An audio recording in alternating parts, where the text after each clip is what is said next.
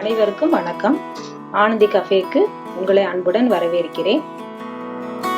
நம்ம இன்னைக்கு இந்த வீடியோவில் ஹெல்த்தியான கம்பு உருண்டையை ஈஸியாக எப்படி செய்யலாம் அப்படின்னு பார்க்க போகிறோம். இந்த கம்பு உருண்டைக்கு தேவையான மாவை நம்ம ரெடி பண்ணுறோம். அதுக்கு 1 கிலோ கம்பு எடுத்திருக்கேன். முதல்ல 1/2 கிலோ சேர்த்து நான் வறுக்க போகிறேன். இதுக்கு அடுப்பு ஆன் பண்ணி ஒரு கடாயை வைக்கிறேன். இது ஹை ஃப்ளேமில் வச்சா நல்லாயிருக்கும். இப்போ கம்பை சேர்த்து வறுத்துக்கிட்டே இருக்கேன். இந்த வறுக்கிற கம்பு பார்த்தீங்கன்னா நல்லா பாப்கார்ன் மாதிரி வெடிக்கும், நல்ல மணமும் கிடைக்கும். அந்த நேரத்தில் நம்ம அடுப்பு ஆஃப் பண்ணி இந்த கம்பை ஆடுறதுக்காக நம்ம ஒரு பாத்திரத்தில் மாற்றி விடுறோம். இப்போ இந்த கம்பை நம்ம வெளியே ரைஸ் மில்லில் கொடுத்து மாவாக்கி திரிச்சு கொண்டு வந்திருக்கோம். இதை நம்ம வீட்டில் மிக்சியில் திரிச்சியும் மாவாக்கி எடுக்கலாம்.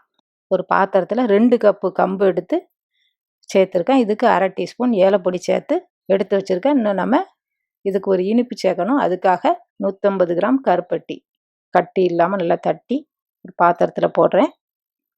அதில் 1 டம்ளர் தண்ணி சேர்த்து அதை கட்டி இல்லாமல் நல்லா கரைச்சி அரிப்பில் ஃபில்ட்ரு பண்ணி வடிகட்டி எடுத்து வச்சுருக்கேன். இந்த மாவில் நான் இந்த கருப்பட்டியை சேர்த்து உருண்டை பிடிக்க போகிறேன்.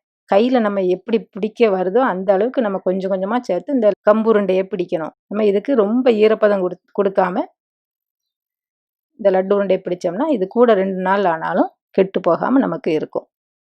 நாங்கள் சின்ன பிள்ளையாக இருக்கும்போது இந்த கம்பு உருண்டை ஒவ்வொரு ஸ்கூல் வாசல்லையும் விற்பனைக்காக இருக்கும். ஒரு உருண்டை 1 பைசான்னு 5 உருண்டை வாங்கி கை நிறைய சாப்பிட்டோம். இந்த உருண்டை இப்போ எங்கேயுமே நமக்கு கிடைக்கிறதில்ல. நம்ம இந்த உருண்டையை நம்ம வீட்டில் செஞ்சு நம்ம பிள்ளைங்களுக்கு ஹெல்த்தியான ஒரு ஸ்நாக்ஸை நம்ம கொடுக்கலாம். உருட்டி வச்ச கம்பு உருண்டையை நம்ம இந்த கம்பு மாவில் லேசாக நம்ம பிரட்டி வச்சுக்கிட்டோம்னா இன்னும் இறுக்கமாக இருக்கும். இந்த கம்பு உருண்டை ரெடி ஆயிடுச்சு. இந்த வீடியோ உங்களுக்கு பிடிச்சிருந்ததுன்னா லைக் பண்ணுங்கள், ஷேர் பண்ணுங்கள், கமெண்ட் பண்ணுங்கள், மறக்காமல் சப்ஸ்கிரைப் பண்ணுங்கள்.